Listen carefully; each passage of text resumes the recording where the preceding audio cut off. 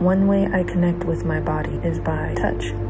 It reminds me something similar to grounding and just actually being present within the body versus operating on autopilot.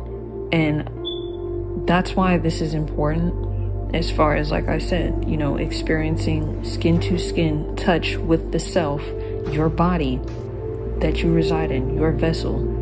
That has nothing to do with anything sexual.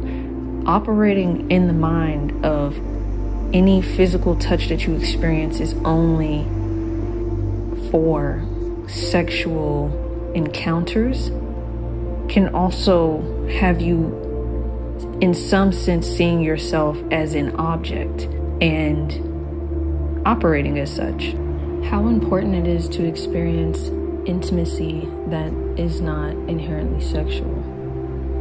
Experiencing intimacy that's not sexual. And what I mean by that is, usually, just ask yourself, usually when you hear the word intimacy, it is like directly associated with intercourse, sexual intercourse. And, things of that nature, usually accompanied with a relationship of some sort and a romantic relationship at that. And intimacy is something that can be experienced and should be experienced outside of romantic interest.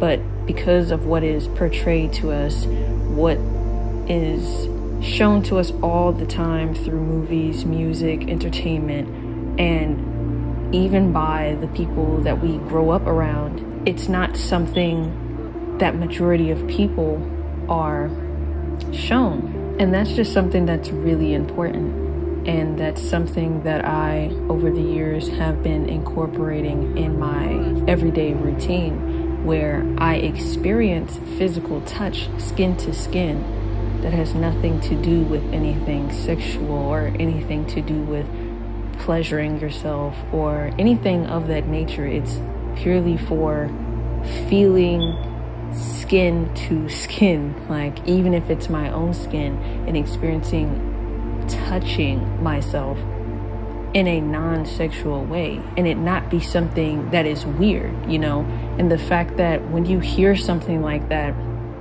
oh, I touch myself, or I'm touching myself, it sounds strange because usually the context that you hear that is in a sexual context, but it doesn't have to be. And that's something I've reprogrammed my mind over the years of, where you can experience skin to skin contact or touching, and it doesn't have to be or anything to do with anything sexual.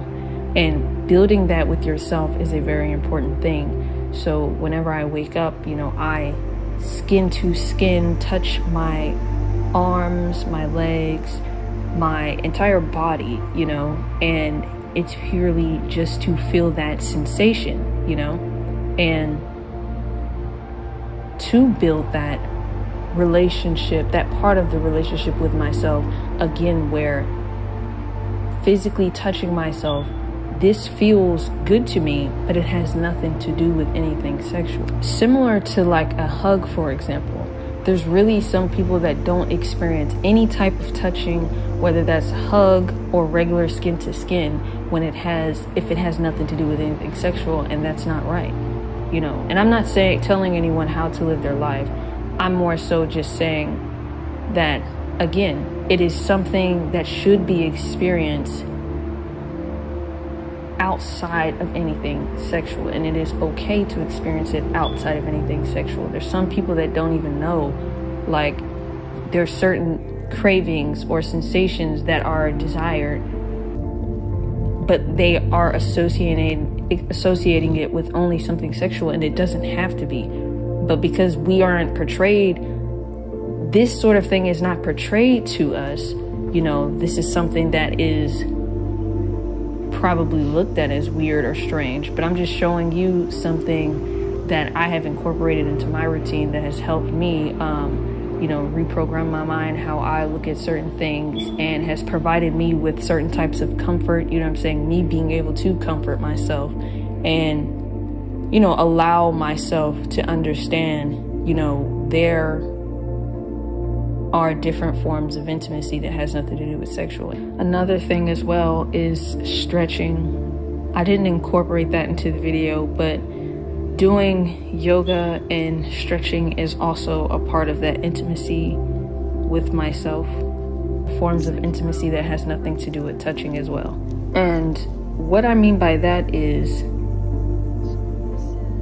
something as simple as taking a hike. Or something as simple as, well, if you've ever heard someone tell you to go take a hike and they mean it in like a rude or mean way, I mean, at this point in my life, I actually accept that. Like someone telling me to go take a hike, because I most certainly will. I enjoy going to take a hike and going to kick some rocks.